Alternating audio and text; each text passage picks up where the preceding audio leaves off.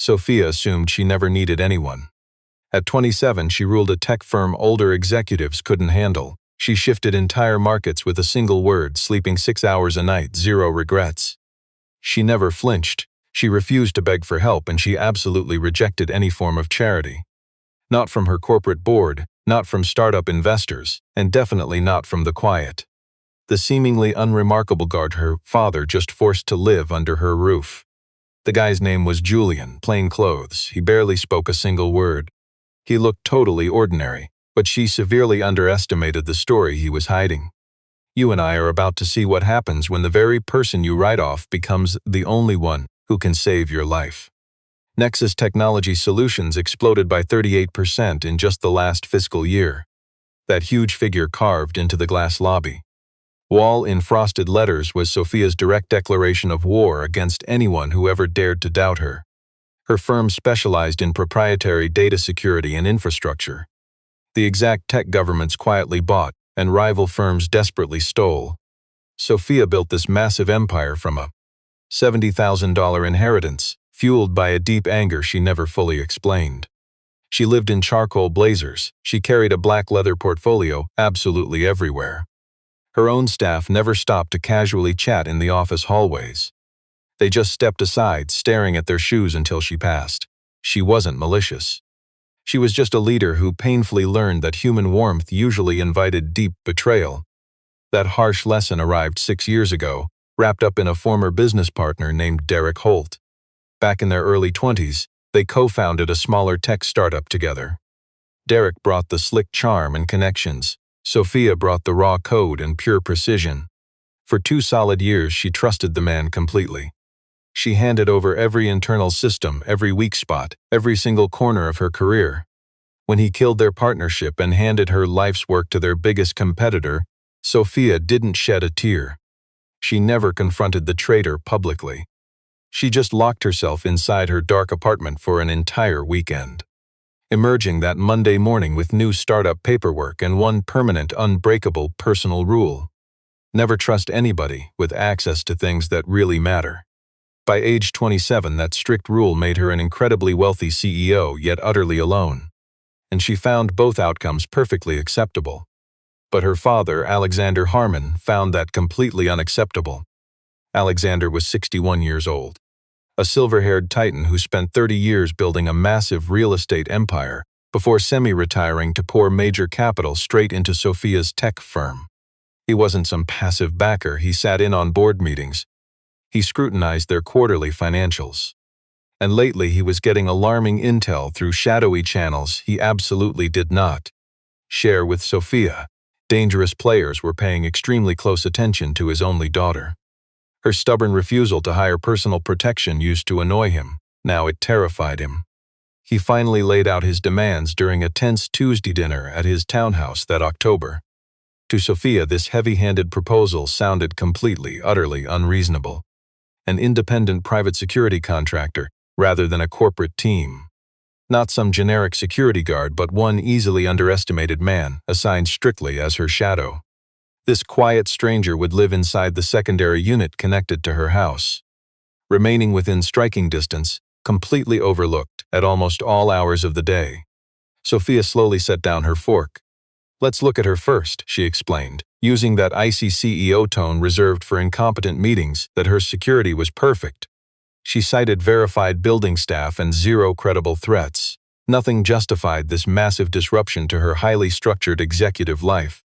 She absolutely did not need a babysitter. She especially refused to have a bodyguard planted inside her private home.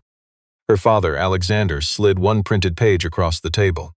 It outlined 3 disturbing security incidents over the past 45 days. A car tied to a known corporate espionage group had parked outside her corporate headquarters on 2 separate occasions. There was a phishing attack targeting her private email, not her business address.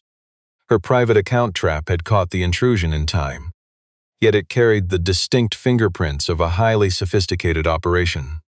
And one name, Victor Crane, the managing director of Ashford Capital, a bitter rival that lost 3 massive government data contracts to her startup Nexus this year. Sophia scanned the document just once, folded it neatly, and pushed it back. Her answer remained no. Alexander completely expected this stubborn refusal. He did not push the issue that night. Yet 3 days later, Sophia returned from work only to discover a strange man waiting right inside her building's private courtyard. A child slept against his shoulder. One worn duffel bag rested on the ground right beside his heavy work boots. He slowly looked up as she approached. Dark, perfectly still eyes. His name was Julian Mercer. He was 34 years old. According to the brief security dossier her father's executive assistant had emailed over that exact afternoon. A former contractor, now self-employed, single dad with one 6-year-old daughter. We've all misjudged someone. Sophia just stared at him for 3 silent seconds. She checked the assistant's email on her phone again, confirming the harsh reality. This intensely ordinary man was who Alexander hired to guard the CEO of a $40 million cybersecurity enterprise. She dialed her father's number right away, but he ignored it. Instead, he fired back one text message. "Give it 2 weeks, then we will talk." Sophia instantly realized her father had rigged the board's governance so that firing Julian would demand a highly formal corporate process. That would trigger board alerts and raise serious executive questions, and spark exactly the kind of messy public noise she spent years avoiding. He weaponized her own company's strict governance rules right against her. She stood frozen in the courtyard, phone gripped tight, as the suffocating weight of this forced arrangement settled over her like wet concrete. "You get the secondary unit," she told Julian, keeping her tone completely flat and even. "There are strict rules. You never enter my primary living space without explicit permission. You absolutely do not discuss anything you see here with my corporate staff or colleagues. You do not ever interfere with my executive schedule." She paused. "And whatever that is," she shot a look at the sleeping kid, "it stays perfectly quiet." Julian just studied her for a second, then gave one single nod. That concluded their entire first conversation. Next morning, Sophia found Julian out in the shared garden at exactly 6:43. He was already wide awake, lingering near the far edge of the courtyard, holding a simple coffee cup. He wasn't scrolling his phone or doing anything specific. He was just standing there. He seemed hyper-alert in a way that felt strange for Dawn, especially for a thoroughly average guy with zero obvious reasons to be watchful. She dismissed him with a barely visible nod and marched straight toward her parked car. She claimed she saw nothing special, but you and I know that wasn't entirely true. Quiet, unassuming Julian Mercer simply did not match her arrogant mental image of a security contractor. The elite executive protection teams she usually hired over the years were always highly polished. Other guards wore earpieces and carried notepads. They threw around buzzwords like protocol and perimeter sweep. They performed loudly. After all, making a big show justified their massive contracts. You know the type we always underestimate, right? Julian just wore simple dark trousers and plain shirts. He carried absolutely nothing visible. He rarely spoke. When he did, his sentences were sharp and direct, stripped of any extra useless weight. He never tried to fill silence. He was actually perfectly comfortable with the quiet, which I found totally appropriate, but weirdly unnerving. On day 3, I came home to find his little girl sitting in the courtyard. Luna was 6 years old but pretty small for her age. She had dark curls and massive brown eyes that tracked every movement like a cautious animal. She was perched on the stone bench, keeping a stuffed rabbit secure in her lap. Its ears were worn soft and she was busy sketching something inside a tiny notebook. The second I pushed through the gate, Luna looked up and froze completely. I stopped in my tracks. We just stared at each other. Honestly, I had absolutely no idea how to handle children. Kids operated way outside my area of expertise. I gave her a stiff, neutral nod, the exact same one I gave junior analysts, and headed straight for my door. "She doesn't bite." Julian's quiet voice drifted from right behind me. He had slipped out of the secondary doorway without making a single sound.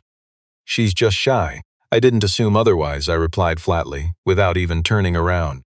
I went inside, told myself I wouldn't think about that little girl's massive, watchful eyes for the rest of the night. At least I tried not to.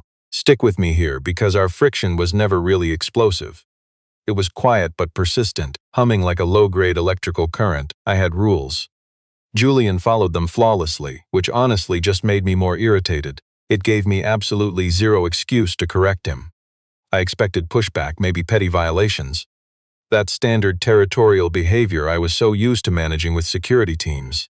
Instead, I got a guy who was just simply there, who never explained himself, who watched absolutely everything. One evening, I caught him scanning the street from his second-floor window. Not doing anything obvious, nothing at all visible in his hands. But he had this sharp focus I instantly recognized from ex-military guys.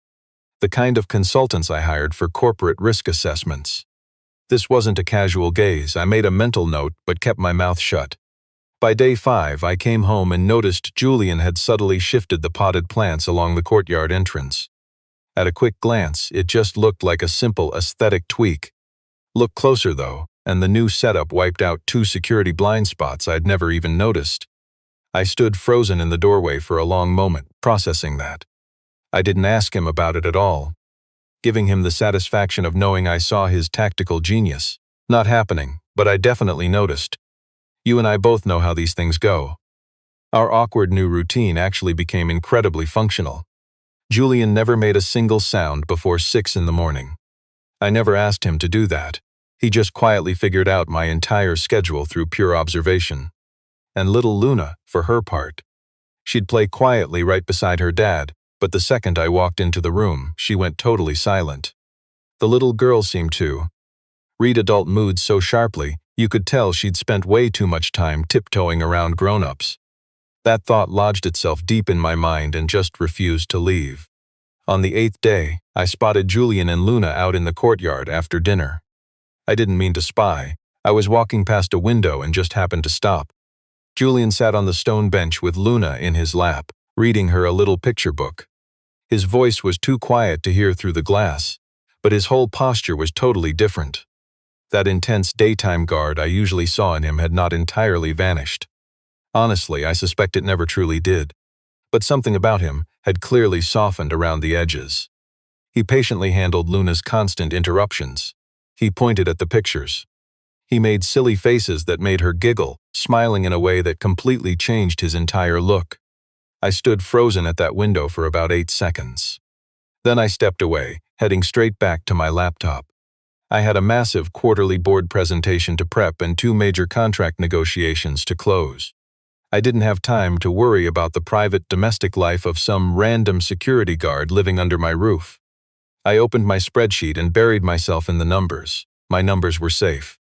Math always made perfect sense. Julian Mercer made absolutely none.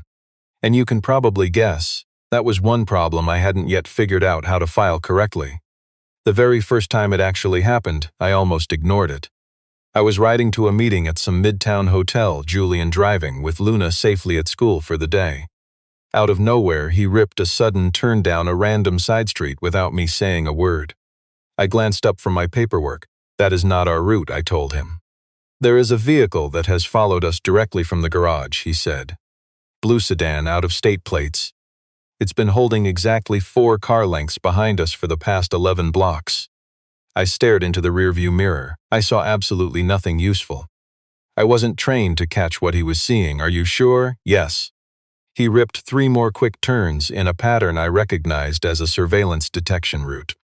I only knew that security phrase from some intense corporate espionage seminar 2 years back. By the 4th turn, the sedan was completely gone. He smoothly pulled back onto the main avenue, dropping me at the hotel entrance exactly 4 minutes late. I sat quietly in the car for a moment before finally stepping out. Have you actually done this before? I asked. Driven, he asked back. I just stared. He really wasn't playing dumb. His face was just perfectly, completely neutral. I literally couldn't tell if it was clever deflection or just his standard deadpan delivery. I got out of the car without asking any more questions. Inside that big board meeting, my attention was fractured for the first time in years. Over the following days, I started cataloging. I organized information for a living. Stick with me here, because Julian had suddenly become a data problem I absolutely had to crack. I began noting down the specifics. He spotted a guy taking pictures of my building entrance from a parked car, reporting it to me super quietly. No alarm, just providing the vehicle make and partial plate. Plus exactly how long that car had sat on the block, intel that. When verified later, his intel was sharper than my entire security team. You and I were about to see his real story. You ever completely underestimate someone? He noticed a tampered lock on our service door. Not busted open, but expertly picked in a way that would remain completely invisible to anyone who wasn't actively searching for it. He never mentioned it until he'd already swapped it out. He read every room. At a corporate gala, I let him tag along as perimeter security. I watched him scan the venue in 30 seconds flat, exits, sightlines, unknown faces. He did it so smoothly that nobody else in the entire room even noticed. But I caught it, mainly because I was studying him. His hands had these jagged scars, not from ordinary factory or restaurant jobs. They showed a very specific pattern, the kind from long-term tactical training.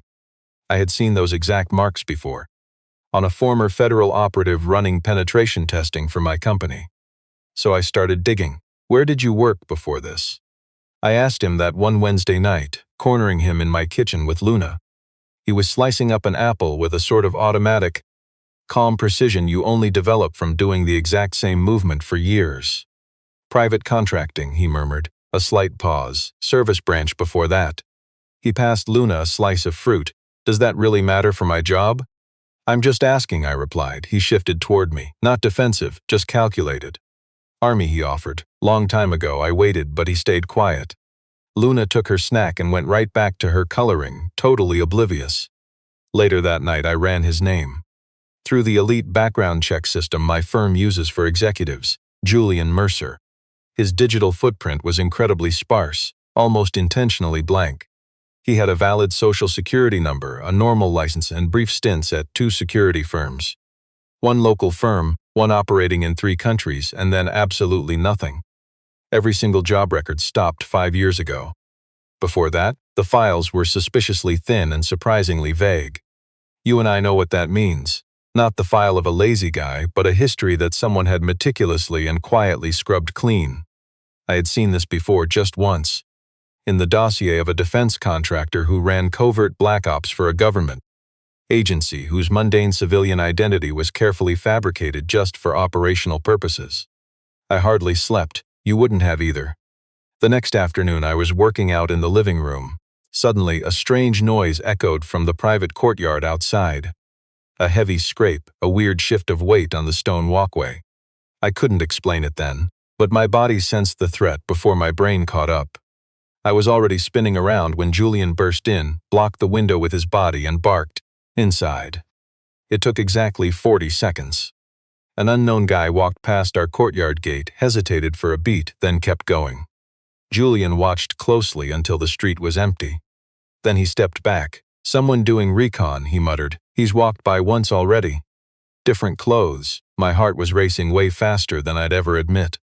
"How did you know I was in trouble?" I asked. "I didn't," he shot back.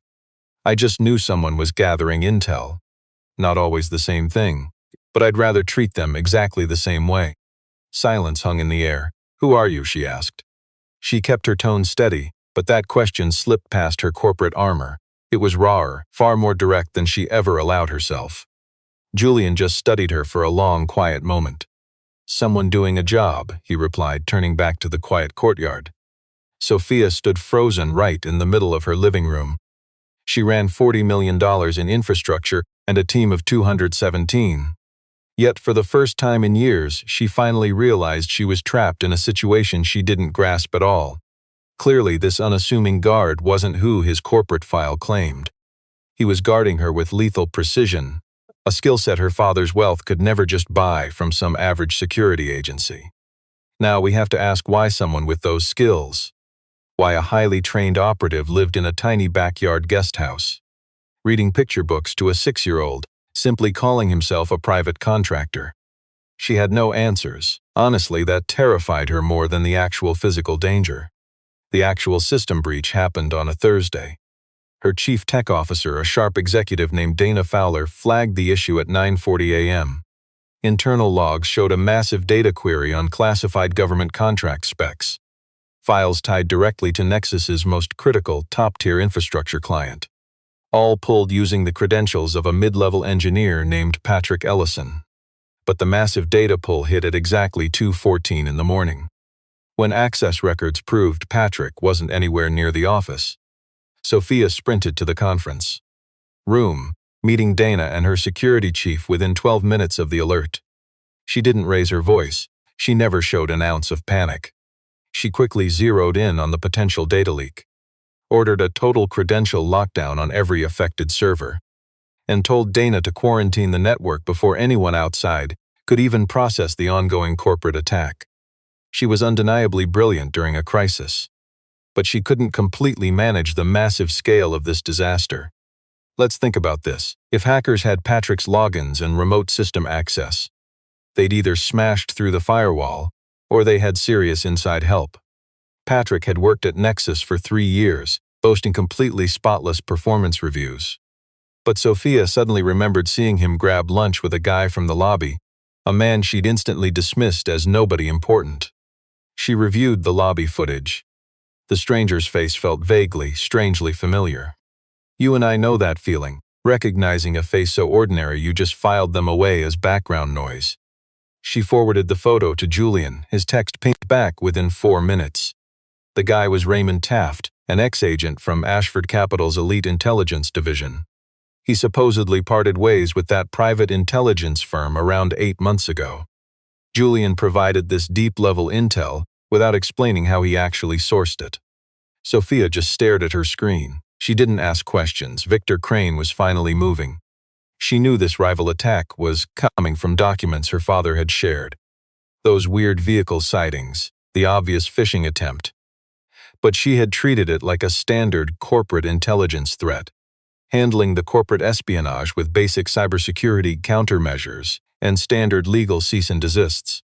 This brutal breach proved the real danger was already lurking inside her own walls. A trusted insider with deep network access had completely flipped sides. The following hours were pure chaos, full of internal audits and strict credential reviews. A brutal forensic breakdown of every single access log spanning 60 days.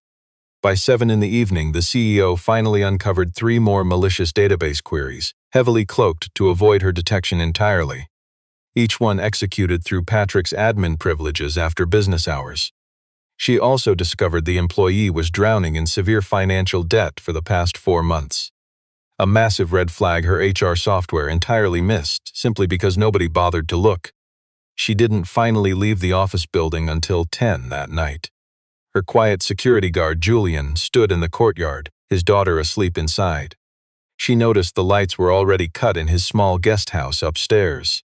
Here's where we meet our underestimated hero. He waited by the entrance, exactly on schedule. She hadn't texted him about the delay, but this invisible man waited in the dark anyway. She brushed right past him silently. Halfway to her imposing front door, her cell phone vibrated. Unknown caller ID. She picked up automatically, a rookie mistake she instantly regretted upon hearing his voice. An unfamiliar male voice echoed through the speaker.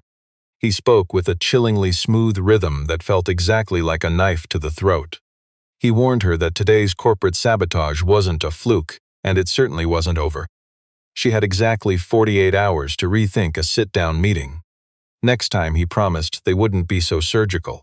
Sophia immediately hung up the phone. Her hands went numb. Turning around, she found Julian looming just 3 feet away. He had crossed the entire gravel courtyard to reach her without making a single audible sound.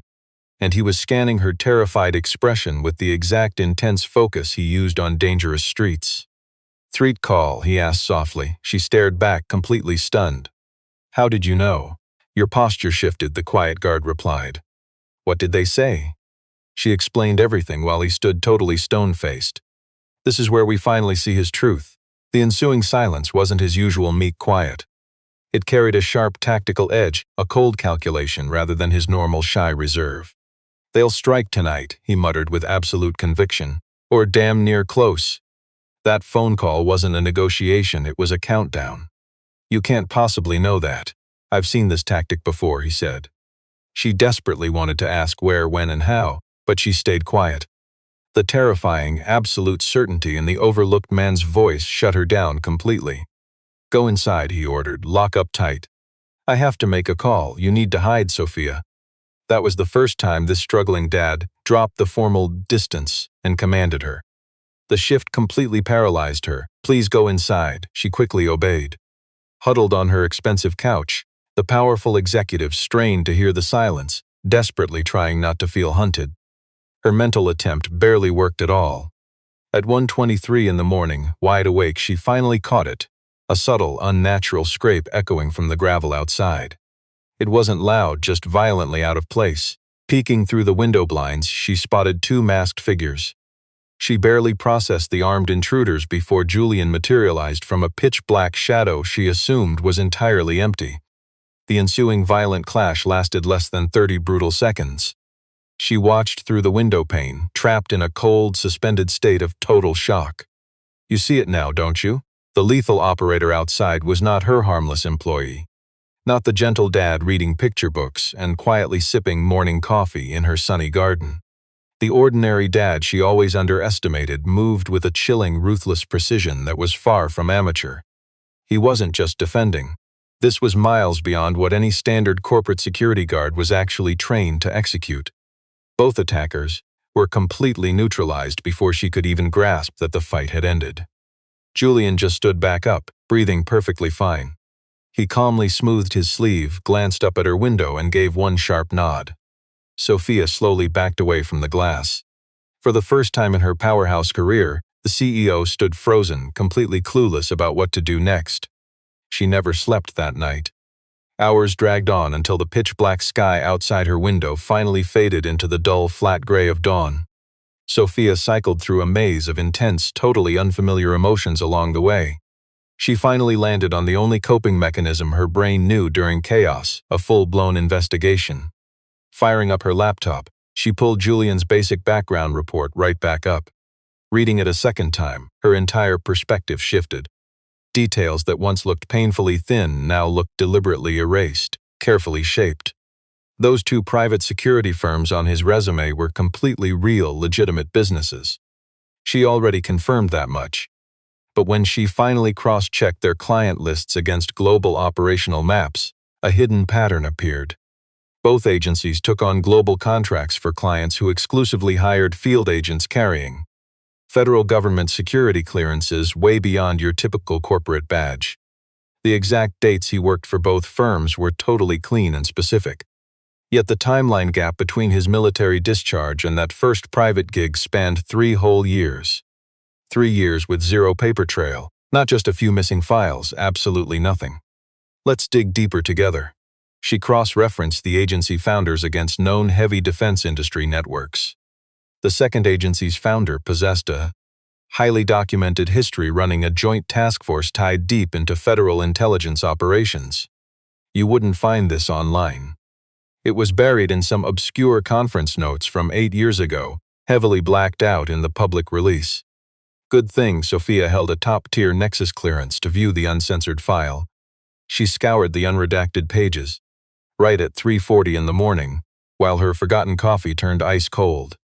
Those scars on Julian's hands did not come from gripping basic standard-issue security gear. She had totally misjudged them. They were the unmistakable marks of extreme tactical fieldwork, the brutal kind executed under punishing, off-grid conditions for months. She remembered seeing those exact trauma patterns detailed inside a classified training manual her company accessed years ago during a high-level federal contract consultation. She missed the signs initially because she never expected a struggling dad to have them. She was only hunting for a basic ordinary lie.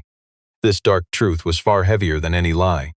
She pieced his reality together like a ruthless financial audit, one hard fact locking into the next, building a terrifyingly clear picture of his life. Julian Mercer was merely a name. The phantom using it held a dark military history way before any official paperwork started. He spent years running operations for ghost agencies hovering right on the intelligence boundary. Then came an abrupt total vanishing act from that violent world 5 years ago, aligning perfectly with a little girl who was now 6. Little Luna was barely 1-year-old the exact moment Julian's official timeline flatlined. You and I know that's no coincidence. Something huge happened. What makes a man at that elite level walk away and become entirely invisible? But you and I know the truth.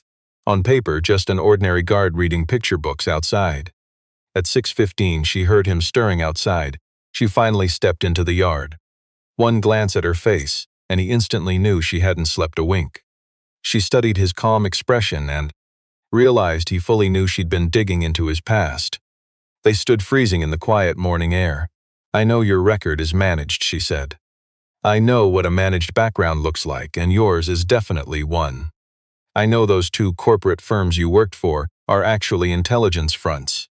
I know there are 3 whole years completely missing before that." She took a breath. "I'm not accusing you of anything. I just need to know what's happening to me." Julian stayed completely silent for a while. Not the silence of a man hiding, but a deeply underestimated man making a quiet choice. "I'm not going to give you a full breakdown of my past," he finally replied. "Not yet, but I promise nothing you're facing right now is beyond what I am trained to handle. And I will say your father knew exactly what he was getting when he hired me." Sophia felt that cold, heavy click of absolute truth. Her father hadn't just hired some random, struggling security guard off the street. He hunted Julian down specifically. He knew the heavy story beneath the quiet exterior. "Why the ordinary cover?" she asked. "Because the people hunting you aren't expecting a ghost with my kind of background. If they know I'm here, their strategy changes. The disguise isn't to trick you, it's for them." She slowly absorbed this. "And the rest of your file," he locked eyes with her, "is mine." His tone held an unyielding firmness, but absolutely zero anger. "You and I have seen that boundary before. It belongs to quiet survivors who earned their silence through deep, heavy stories she couldn't yet grasp." She backed off completely. "About last night," she murmured. "Those 2 men are handled and processed. The authorities get them this afternoon. I called a contact who will erase the mess. No PR disaster for you." "You have high-level contacts in law enforcement?" "Yes, federal and a few others." She froze there in the freezing dawn light, completely shattering every false assumption she'd built up since the exact night she found this supposedly struggling father holding his sleeping daughter quietly in her yard. "You really could have told me this from the start," she said. No anger or edge in her tone at all. She truly wondered why. "You never would have bought the ordinary guy act," he replied gently. "And you would have fought much harder against me staying here. Your dad insisted that firing me had to be your own choice, not a knee-jerk reaction before you saw the real danger." She let that truth sink in. She thought deeply about her 61-year-old father, reviewing dark corporate intel about the predators circling his only child, and deciding the absolute best shield for her was a dangerous man who could completely vanish into the ordinary world. We rarely spot the strongest hidden stories. She realized she had spent 8 full days treating Julian like an annoying, useless imposition, while this deeply underestimated man secretly kept her breathing the entire time.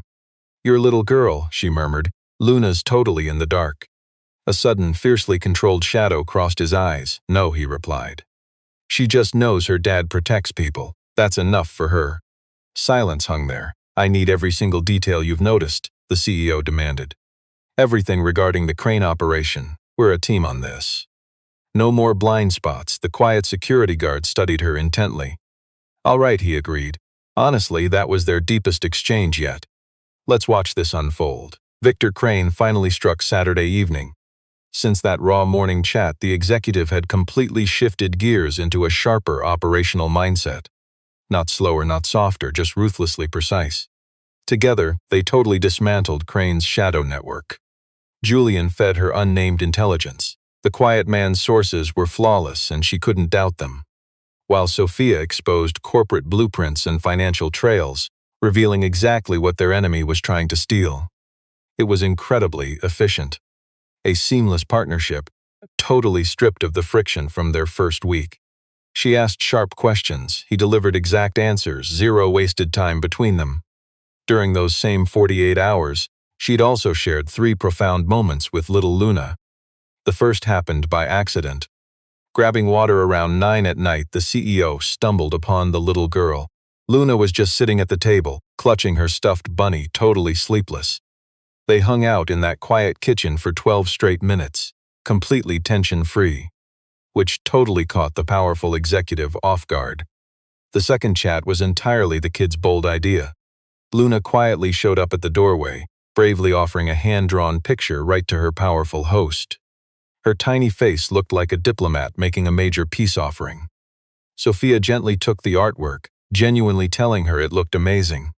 Luna stared back with those massive eyes, then flashed a smile so pure it literally warmed up the cold, empty corporate penthouse.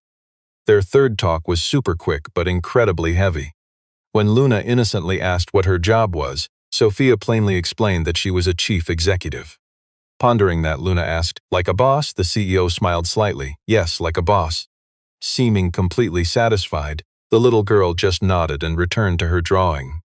Sophia actually saved that sketch. She didn't want to overthink her sudden soft spot. Stick with me here. Saturday hits, the ordinary dad guarding nearby. Business documents covered her dining table when her phone suddenly buzzed. It was the luxury high-rise security desk calling. Claiming a botched delivery, they asked her to come down, but high-end building systems never make those random calls. They always sent a push notification, absolutely never a direct phone call. In 2 whole years of living there, the lobby guards had never once actually dialed her. She glanced at Julian. He was already standing, instantly alert. "Don't go down," he ordered. "Wasn't planning on it," she replied. Over 4 tense minutes, the quiet dad fired off 3 rapid calls. That final call took under 60 brutal seconds to finish. Hanging up, his ordinary mask dropped entirely. "They slipped 2 agents inside through the service doors," he stated coldly. "They're heading up right now. An inside guy let them in." He approached. The invisible man was suddenly moving with lethal, calculated military precision. "There's a backup escape route down the maintenance hall. We're moving." They ran. As you'd expect, this underestimated hero went straight for his little girl. You ever underestimate someone completely? Before I even crossed the doorway, he had her safe in his arms, blanket and stuffed rabbit included. He moved with zero hesitation or calculation. His little girl simply came first. Automatic, just like drawing a breath. That moment showed me things about Julian Mercer no corporate intelligence file could. We hurried down the dark maintenance corridor. Julian led. I stayed close. Luna clung to his shoulder, eyes wide open, terrified but completely silent. Because she was a little girl who had already learned to stay quiet during danger. That realization settled right over me like heavy lead. Down in the service level, we ran into 2 strangers Julian obviously recognized right away. They traded that clipped shorthand used by teams who have survived high-pressure combat together. Those men shoved me and Luna into a waiting vehicle while Julian stayed behind. "I will be 10 minutes, he said to Luna. He gently touched her face. "Stay with Sophia." Luna just stared back up with those huge eyes. She nodded quietly, then he looked at me. It wasn't an order or a plea. That single glance carried everything we'd left totally unspoken. Then he turned right back into the building. Sitting in that vehicle, with a 6-year-old clutching a stuffed rabbit pressed hard against my side, I did something I hadn't let anyone see me do in 6 years. I wrapped my arm tightly around the kid and held on. Stick with me here. What Julian did inside over those next 11 minutes, I never witnessed firsthand. I only pieced it together later from Julian himself, and from one of those 2 operatives waiting with us in the vehicle. Plus a brief report in a restricted federal incident log my executive clearance gave me access to. A report that never used his name, but outlined a combat profile I recognized in a heartbeat. 2 armed men had breached the building. Victor Crane's thugs. Both had dark records doing shady private security work in highly illegal global environments. Julian ran right into them in that tight service corridor. It was narrow and boxed in. Anyone with standard security training would call it a severe disadvantage. Julian clearly didn't see it that way. The fight ended fast. Neither attacker was seriously hurt in the end. They were simply zip-tied, held for federal agents to grab. But that ruthless efficiency? That wasn't just some civilian amateur hour. Nothing in that basic background file my dad's assistant emailed me 3 weeks ago explained those skills. When Julian slipped back into our vehicle 11 minutes later, his face looked completely calm, like always. He scanned Luna first, then checked me, then swept the dark street in that exact order. "We are moving to a different safe house tonight," he said. "Your people will manage the scene," I asked him. "Yes, Julian." I finally said his name the exact way he said mine, 0 distance. "What exactly did you do before all this?" He just stayed totally quiet. "I was part of a joint operations unit," he murmured. "Federal and military combined, mostly deep counterintelligence work. Protecting high-value targets, did it for 9 years, and then And then Luna's mom died, he said. Workplace incident, she did the exact same job. His voice was dead level, but maintaining that control clearly broke something deep inside him. Luna was just 13 months old. I turned in my credentials 6 weeks later, Julian explained. Sophia stayed completely silent. What could she even say? Any words would just feel flimsy against his heavy history. Your father knew my entire background, Julian quietly continued. When he needed elite executive protection for you, an old contact pointed him my way. So, he reached out. I accepted. The mission mattered. Plus, Luna needed a father who actually did something, not just sat around terrified. Sophia simply stared at him. You know how easily we underestimate people? For the first time since she was 21, Sophia felt the dizzying shock of seeing a man's true shape, not just his shadow. This quiet dad had operated at the absolute peak of global protective intelligence. And he walked away from all of that raw power for a 13-month-old girl. He built a quiet life, hiding in the shadows between his dangerous past and the steady father his daughter needed. Then, without a single complaint, he stepped right back into the line of fire for her. For 8 whole days, she had dismissed this man as an annoying inconvenience. Meanwhile, for 8 days, he treated her survival like a priceless, fragile asset. You should have told me, she whispered. I know, he replied. That was it. Over the following days, this powerful CEO did something completely out of character. She shifted her mindset, nothing dramatic. It wasn't some sudden, cheesy warmth from a woman who suddenly remembered how to be nice.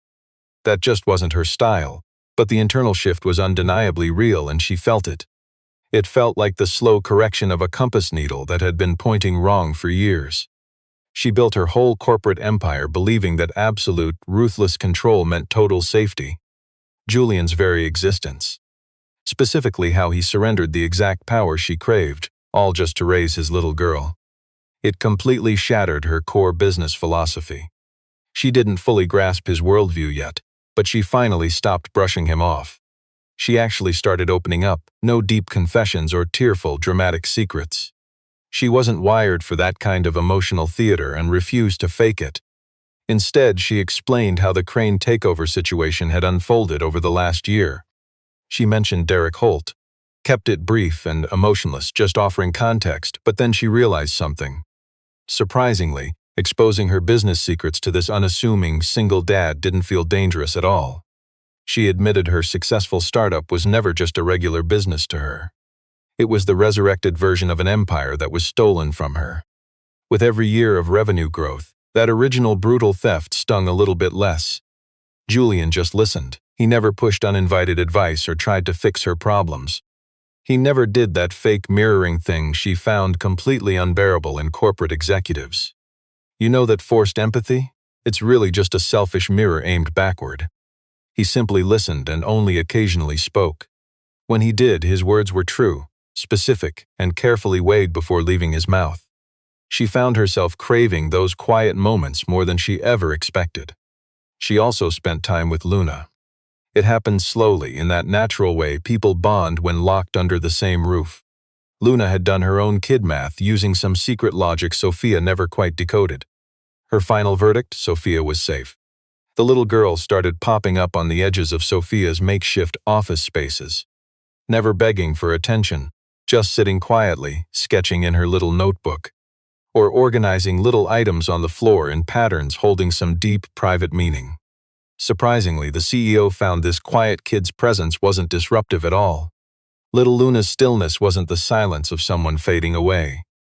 It was the quiet focus of an underestimated girl building a massive interior world. That hidden depth had a heavy reality to it, and Sophia deeply respected it. She bought the girl a premium notebook, heavy paper, solid binding, genuine quality. She left it on the kitchen counter without a word. When the quiet kid found it, she gave Sophia a look of such incredibly pure, uncomplicated joy. The powerful CEO quickly stared back at her screen to hide her tearing eyes. The single dad watched this completely from the doorway, keeping totally quiet about it. Later that night, the security guard brewed coffee, leaving a fresh cup right near Sophia's workspace. A beautifully simple gesture. It was his unflashy, quiet way of saying he truly saw her. She drank it. The unseen dynamic between them completely shifted even without a neat new label. They weren't friends. That label felt way too small and completely wrong. They weren't just a boss and a bodyguard anymore, either. You and I both know what they were, two people forged in deep mutual respect. The kind of iron bond that forms between two souls, who have faced real danger side by side and survived it, walking away holding a crystal clear understanding of exactly who the other person becomes when things get terrible. This underestimated man never romanticized her. He didn't soften her sharp edges or pretend she was easy. He spoke to the executive as a true equal, carrying that specific, grounded honesty of a quiet guy who has guarded powerful people and meets them entirely on their level. She truly couldn't remember the last time she felt that seen. One night after his daughter was asleep, she found the quiet dad sitting outside in the dark. She carried her own coffee out and sat down on the far end of the bench. They sat in total silence for a while, but it felt incredibly safe.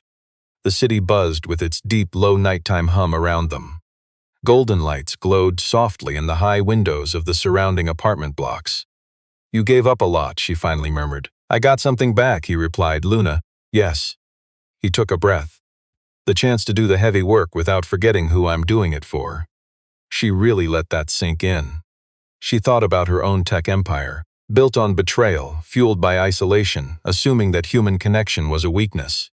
She remembered the simple little drawing his daughter had given her, still sitting on her desk, leaning slightly crooked against the corner of her big screen. "I built a whole company on never trusting anyone," she confessed. "I know," he replied. "That might have been a massive mistake." He just looked at her. "Might have been," he agreed. She had the overwhelming feeling that the quiet bodyguard wasn't just talking about her business. She didn't say a word back, but she refused to look away, which honestly was, for someone as guarded as Sophia Harmon, the most honest answer she could possibly give. "Stick with me," because this underestimated duo unraveled the entire Crane executive threat in just 14 days. Julian's old federal contacts moved fast. Once they locked up the hitmen and reviewed the massive paper trail Sophia and Julian quietly built together. The corporate access logs, the hidden money, the entire network map. Facing that recorded threat call, Victor Crane refused to go down quietly. He had lawyers and massive resources. You and I know that 3 days of polished public denials mean nothing against the heavy evidence quietly building for months. Nexus lawyers officially filed in federal court. The civil claims alone, trade secret theft, network intrusion, and stolen corporate credentials, were enough to cost Crane's tech firm their government security contracts for years. The quiet insider Patrick Ellison cooperated fully once shown the evidence. He was financially desperate. Sophia had seen that sad, ordinary kind of coercion before. His deep remorse struck her as completely genuine, even if it could not fix things. She chose not to destroy him. She just cut his network access, ended the contract, and let the authorities handle it. The powerful CEO took zero joy in it. She actually noticed her own lack of pleasure, a profound shift in her usual ruthless perspective. Dana Fowler, her brilliant chief technology officer, spent 4 days running the most brutal internal security audit in the company's history. She emerged with a 42-page report that was extremely painful for leadership to read. Sophia studied every single page. Stick with me. The biggest vulnerability was never about its code or infrastructure. It stemmed from ignoring the human layer, the ordinary people and their quiet, messy relationships. The spaces lacking trust, simply because she had built a corporate culture to run without it. She called a massive staff meeting the day the Crane corporate espionage was officially closed. Standing before 217 people, she confessed something she never actually planned to say. The exact words formed in her mind only as she started speaking. She admitted the tech company's core strength had always been pure technical precision. That fact remained absolutely true. But she acknowledged a massive error in how she treated the underestimated people carrying it, viewing their humanity as a liability to manage instead of a foundation to genuinely support. She vowed to fix it. 217 faces stared back, many visibly in shock. Down in front, Dana offered the smallest quiet nod. Sophia saw it as a beginning. Her father, Alexander Harmon, came to the house for dinner that following Sunday. He arrived to find the unassuming security dad cooking and little Luna quietly drawing. He took in this domestic scene with a carefully neutral look that fooled absolutely nobody. He shook Julian's hand warmly, with the smug warmth of a clever architect who orchestrated this beautiful collision of different worlds. Over dinner, the CEO casually told her father she forgave his little matchmaking maneuver. She spoke without irony. He just smiled into his wine glass. Julian wasn't staying forever. The corporate threat was finally neutralized. The security assignment was completely finished, and this quiet protector never overstayed his assigned purpose. He didn't say any of this out loud. Neither did Sophia, but the feeling hung between them heavily, proving that fiercely real, unspoken things rarely require a formal announcement. What also lingered there, unannounced and unfinished, but entirely undeniable, was something else. A vision of the future entirely different from the cold empire Sophia was building alone. Not softer, not less ambitious, just vastly wider, with plenty of room for an underestimated little girl, drawing pictures and asking profound questions. And for an ordinary man who gave up everything for love and was only now quietly teaching you and me that true sacrifice doesn't have to be permanent. You and I often underestimate people. Sophia didn't know what to call this yet. She never labeled things she couldn't fully grasp. Yet on that final October evening she sat in her courtyard, sipping a coffee the unassuming single dad had brewed. His daughter slept safely upstairs. Beside her sat this quiet man with a powerful past who saw the real her and chose her anyway. For his own profoundly hidden reasons, to be right here anyway. The relentless city spun around them. The night air was cold. She felt absolutely fearless. She wasn't calling the shots anymore. She was not alone. We see it now. For the first time in years, she thought that might just be enough.